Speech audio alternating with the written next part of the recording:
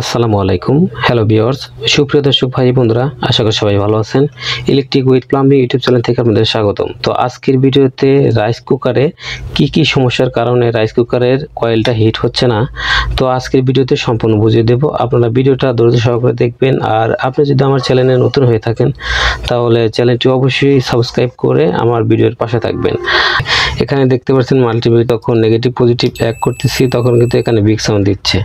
এখন আমি প্রথম অবস্থাতে দেখবো হলো ফিউজটা দেখে ভালো আছে কিনা। ফিউজ আমার কিন্তু বাজছে না, এটা মানে ফিউজটা নষ্ট। এখন দেখবো হলো ম্যাগনেট